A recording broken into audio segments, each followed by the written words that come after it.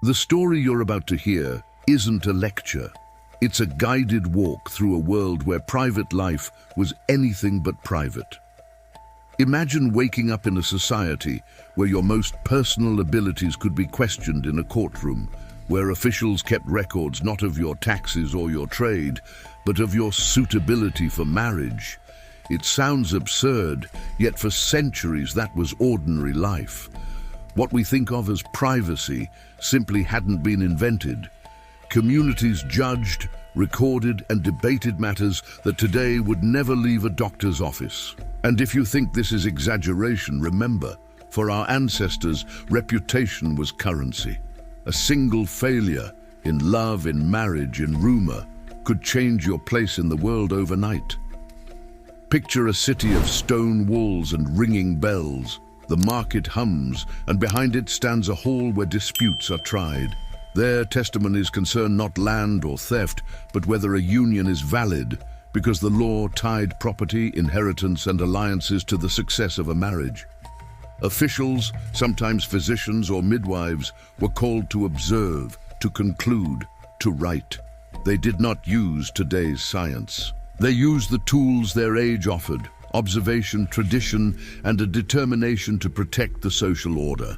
The language of the records is restrained, even clinical, but beneath the ink you can feel the pressure.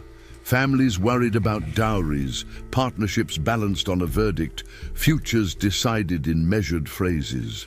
And if the legal chamber wasn't daunting enough, consider the first night of a noble wedding. You might imagine music, candles, and a closed door. Instead, the ritual could be semi-public, prayers spoken, curtains drawn, witnesses nearby to attest that the alliance had truly begun. This wasn't spectacle for spectacle's sake.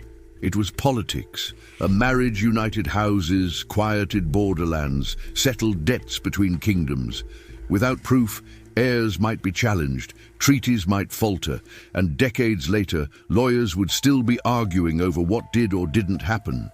So people watched or listened or inspected signs the next morning, not to revel in gossip, but to prevent future wars of words, and sometimes wars of armies. The church deepened this paradox. Spiritual leaders condemned excess, yet managed vast economies. Cathedrals required money, bishops oversaw lands, markets, and rights. Moral instruction lived side by side with administration, and the line between guidance and governance could blur. Even medicine joined the chorus. Physicians, drawing on ancient theories, believed cooperation between partners wasn't merely pleasant. It was necessary for conception. Advice books spoke in careful tones about compatibility, warmth, and balance, framing private harmony as a matter of health, not indulgence. None of this is to shock you with lurid detail. It's to show the machinery that made intimacy public: law, ritual, theology, and medicine working together to keep society predictable. When everything depended on heirs and alliances, the community felt entitled to confirm what today we reserve for two people alone.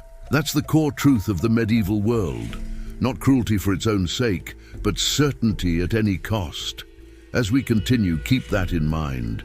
And if you appreciate peeling back the curtain on how people truly lived, stay with us and consider supporting more journeys like this by subscribing.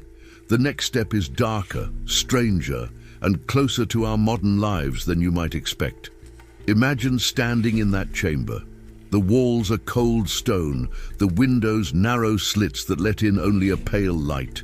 Rows of benches line the space, filled not with curious onlookers, but with officials who believe they are safeguarding the moral and social fabric of their world. Before them stands an accused man, not accused of theft or betrayal, but of failing in the most private of duties.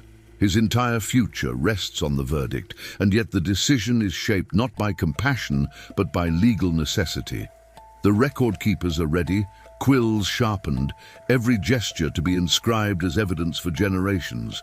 What for us is unthinkable was, for them, an accepted part of justice. The examinations weren't merely symbolic, they were methodical.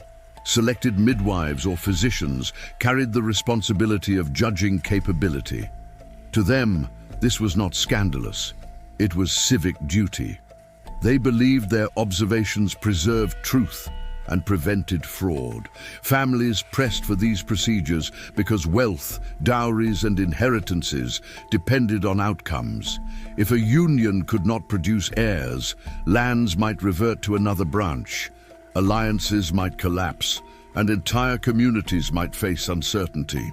One person's humiliation was, in the eyes of the court, the community's insurance policy. This climate produced stories that feel haunting even now. In one case, a man endured repeated investigations because his wife insisted on more proof. Each time, the ordeal became heavier, not because of what was done, but because of the pressure to succeed under watchful eyes. Anxiety alone could ruin reputations. Failure was not always physical, it was psychological, compounded by the awareness that one's most personal abilities were being judged as though they were property deeds. Families on both sides would sit anxiously, knowing fortunes might be won or lost by the words written that day. Marriage was not just affection, it was economy, alliance, obligation. And for the church, it was a sacrament that required certainty. The theology of the time held that union was incomplete without physical confirmation, and so courts insisted on evidence. From this perspective, the trials were not cruelty. They were safeguards against deception, tools to uphold canon law and maintain stability. What strikes us as invasive struck them as rational. Yet the records reveal the toll. Men fainting from fear, women pleading for annulment, scribes coldly documenting outcomes with phrases that reduced human lives to clinical notations. We live in a world where privacy is considered a right. Doctors close the door. Courts do not interfere in bedrooms, but in the medieval imagination, privacy did not exist in the same way. Life was communal, reputations were collective, and private failure meant public consequences. Looking back, it is hard not to feel gratitude for the barriers we now take for granted. When intimacy is private, it belongs to those involved alone. In the next chapter, however, we'll see that the public eye extended even further, into the very heart of weddings, where the first night itself became a matter of state. And that tradition reveals just how entangled love, politics, and spectacle truly were. Now picture the wedding of a noble family. The air is thick with incense, the hall filled with laughter, music, and the clinking of cups. Yet behind the joy lies a tension few couples today could imagine. For the bride and groom, their union is not only personal but political. The feast may celebrate love, but the true purpose is alliance. And because so much rested on this bond, the most private moment of all, the first night, was treated not as a secret but as evidence. Curtains drawn, prayers spoken, officials present to ensure that what mattered most to kingdoms and dynasties had truly taken place. For us, this feels unthinkable. The idea of witnesses lingering nearby while two young people attempted to begin their marriage seems like an intrusion beyond measure. But to medieval society, it was a safeguard. Without proof, the marriage could be challenged. Children born later might be declared illegitimate. Dowries could be reclaimed, treaties dissolved, and wars sparked by questions of inheritance. Witnesses were, in their eyes, guardians of peace. It was not curiosity that brought them to the chamber, but duty, though one can only imagine the discomfort felt by the young couple at the center of it all. Rituals reinforced the spectacle. Families undressed the bride and groom, not in secret but with ceremony, each garment removed to the sound of jokes and commentary. Guests accompanied the couple to the chamber, sometimes tossing symbolic gifts meant to encourage fertility, sometimes laughing at the awkwardness of it all. The bed itself was blessed. Prayers whispered for strength and fruitful union. Curtains were drawn, but they were thin, and ears were keen. What should have been tender became performance. and the audience waited for signs, sounds, movement, or tokens the next day that would verify success. Mourning brought its own trials. Sheets might be displayed to assembled guests, proof paraded through halls as if announcing victory. Midwives might be called to confirm the bride's condition, swearing oaths that carried legal weight. These were not empty gestures. They were binding evidence, recorded and preserved, shaping the legitimacy of dynasties. In cases where no proof could be offered, the couple was expected to try again. Sometimes the ritual repeated for days, weeks, even years, while rumors spread and pressure mounted. The toll on those involved was immense. Young brides, often barely teenagers, were thrust into a spotlight they could not refuse. Grooms, too, bore the crushing weight of expectation, knowing their performance determined not only their marriage, but the stability of nations. What we call anxiety today was, for them, a matter of state. To falter was not only personal failure, but political disaster. And yet families and officials pressed forward, convinced that without such measures, chaos might reign. To us, these customs seem invasive, even cruel. But to medieval minds, they were the only way to ensure certainty in a world where bloodlines and alliances carried the weight of kingdoms. What strikes us as humiliation struck them as necessity, and though centuries separate us, the echoes remain in the pressure placed on weddings, in the expectations surrounding marriage, in the idea that private moments must prove something to the world. The stage was never empty, even in the bedroom, and from this stage we move to another contradiction, the church itself, where voices of morality often hid business empires that told a very different story. The paradox of the medieval world becomes sharpest when we look at the role of the church. From the pulpit, bishops thundered against sin, warning their congregations of the dangers of excess and indulgence. They spoke of purity, restraint, and the sanctity of marriage. Yet behind the cathedral doors, a very different story unfolded.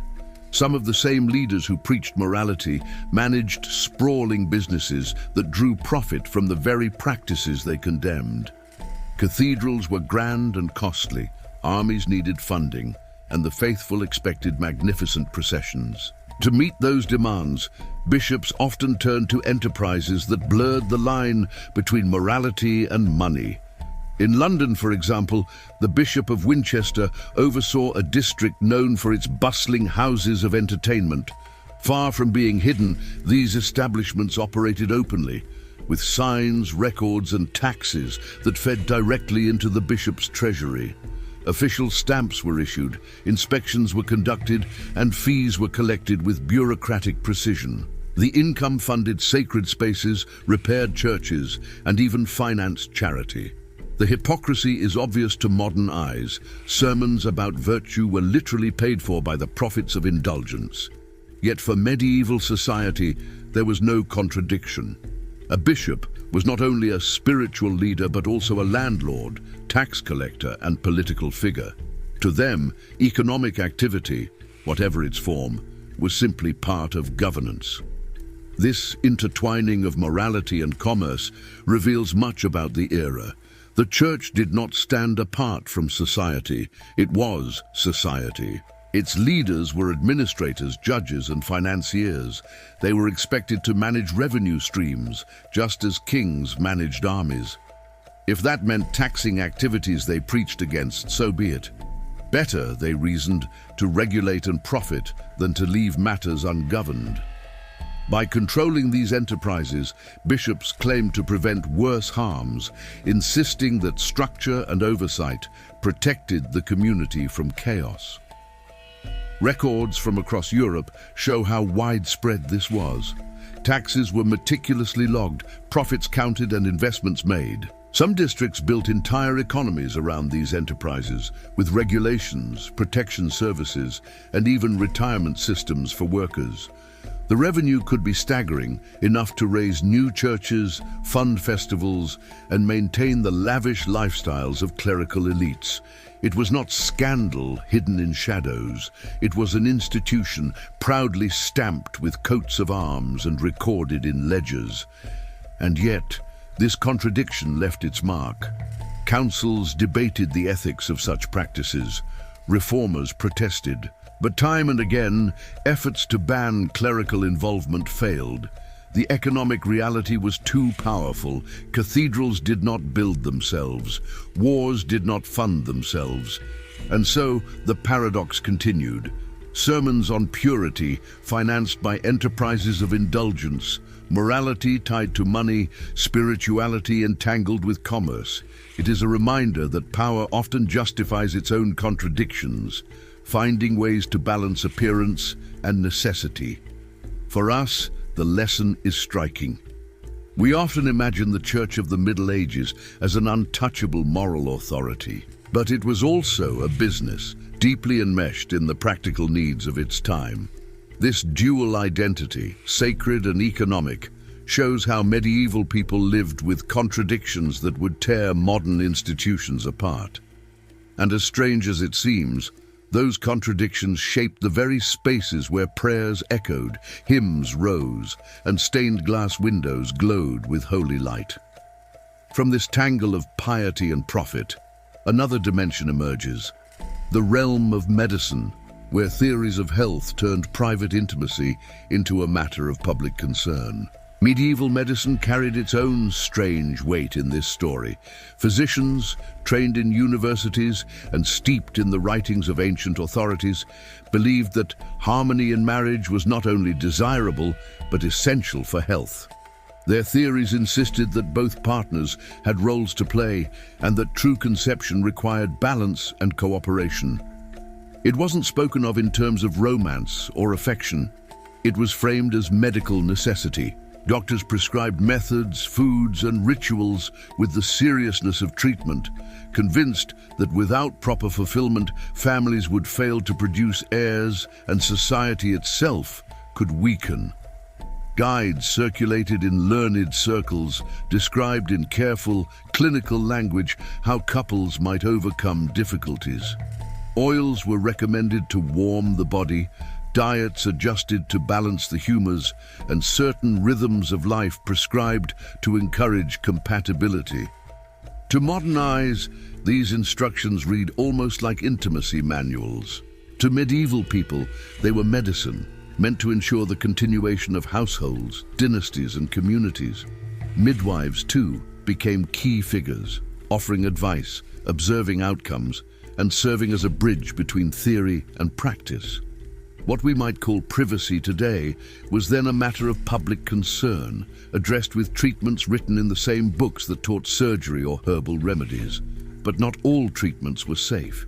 Without modern science, some remedies relied on guesswork and inherited tradition. Herbal concoctions, exotic powders, and curious devices were all recommended with the belief that they could restore balance. Some worked mildly, others carried hidden risks, and still others were dangerous. Yet for people desperate for children, for families counting on heirs, the risks seemed worth taking. The choice was stark: try what was offered, or face the shame and consequences of a union that failed in its most basic expectation. Medicine and morality intertwined, creating a world where the body was never just the body. It was property, promise, and proof. Beyond treatment, there were also attempts to avoid conception, equally fraught with peril. Women and men alike experimented with methods handed down through whispered traditions and written manuscripts. Some remedies were simple, others complex, many unreliable. A few were based on genuine observation, others rooted in superstition, but all reflected the same truth. Control over fertility was an urgent need, and people would risk much to achieve it. These attempts reveal both the ingenuity and desperation of medieval life, a world where every choice carried consequences that reached far beyond the individual. Even love itself was subject to strange experiments. Recipes for charms and potions filled manuscripts, promising affection or loyalty if the right steps were taken. Sometimes harmless, sometimes unsettling, they show how deeply people longed for control in matters of the heart. To modern readers, these rituals may seem fantastical, even grotesque, but behind them lies a very human desire to be loved, to secure stability, to avoid loneliness. In a society where options were limited, people turned to whatever tools they believed might give them power, even if those tools came wrapped in mystery. And then there were punishments. Adultery, more than personal betrayal, was treated as a wound to the community itself. In some towns, humiliating rituals turned private failure into public spectacle, ensuring that everyone saw the consequences of stepping outside the lines. Crowds gathered, bells rang, and reputations were destroyed in a matter of hours. What for us would be handled quietly in private was, for them, a civic performance meant to restore balance. These rituals might seem cruel, but they were understood as necessary purges, reminders that the stability of the group outweighed the dignity of the individual. Looking back across these layers, courts that judge personal ability, weddings transformed into public proofs, bishops balancing morality with profit, doctors prescribing harmony as medicine, and communities punishing betrayal, it becomes clear just how different their world was from ours.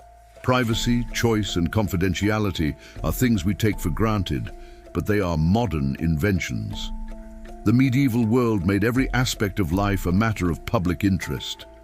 To live then was to be watched, judged, and recorded in ways we can barely imagine. And yet, across centuries, the core human themes remain. The longing for connection, the fear of rejection, the desire for control over one's life and family, the weight of social expectation. These are not medieval problems, they are human ones. What changes are the methods, not the emotions. That's why these stories feel both alien and familiar. They remind us that while society evolves, the heart remains the same. So, if you found yourself drawn into this strange past, consider staying with us for more journeys into the forgotten corners of history. Because what we uncover there has the power to make us grateful for the freedoms we enjoy, and cautious about the ways we still let others judge what should be private.